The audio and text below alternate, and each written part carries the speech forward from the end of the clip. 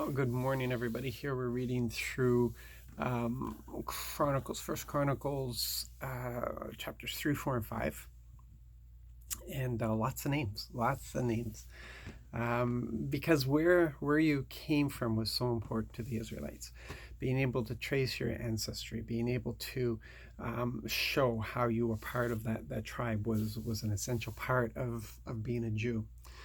But it's amazing in all these listed names, there's twice that the author stops and he pauses to show two cases where the Lord answered prayer. And one was Jabez, and a lot of people have know about Jabez because somebody used his prayer as a pattern of how we should be praying. I don't believe in that sort of stuff. I believe that there's no formulas in our relationship with the Lord. There's just openness. And Jabez had prayed that his borders would be expanded, that his territory would increase, and the Lord answered his prayer. I would like to know what the relationship was about. I'd like to know where that came from, what brought Jabez to request that and believe that he'd receive it, and why it is in this relationship that the Lord felt it was good to do that for him. I'm interested in that, but we're not given those facts. We're just given this, that he prayed and the Lord answered. The other case was when 2.5 tribes of Israel went to battle, and it looked like they were going to be defeated, and they cried out to the Lord, and he fought for them. He gave them the victory. It was him. He intervened, and he fought on their behalf, and so victory was given to them. But unfortunately, the half tribe of Manasseh turned around and they pursued other gods. They were a very.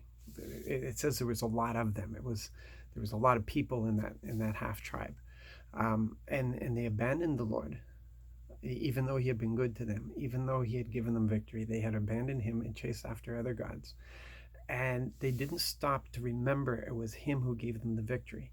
They received, they cried out to him, and he responded, but they forgot that and they pursued other gods, and so the Lord takes his hand off of them, and when the Lord removes his protective hand, then you're open up to all kinds of things. And sure enough, the king of Assyria came in, defeated the 2.5 tribes, and took them off. That was the end of them. They were dispersed among the nations, and that's the last we hear of them, all because they forgot where the victory came from. And we're terrible at this. We really are. We'll cry out to God in desperation, and he'll respond, and he'll give us this great victory, and then we treat it as if it's nothing, and we don't honor him. And just why do we do this? Just in desperation, we'll acknowledge him, but when things are good, we totally forget him. And this is such a pattern of what we see throughout Israel's history. And can't we learn from this? Can't we learn that this isn't God is not our get out of jail free card. Our Father desires relationship. He desires a deep, long relationship with us. That's why Jesus went to the cross. And he was willing to pay such a high price, and then we just treat him as if he's a get out of jail free card. It doesn't work that way. And sincere faith is pursuing him, is loving him, is recognizing we have no life outside of him, recognizing that we are absolutely dependent upon him, that all good things come from him, that all victory belongs to him, and that all praise is due to him. And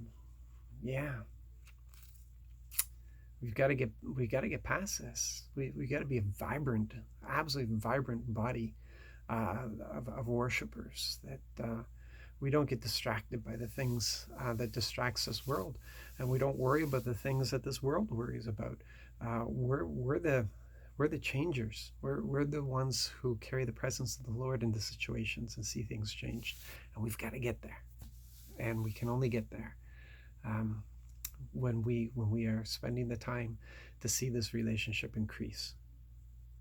It's about seeing this relationship increase. Yeah.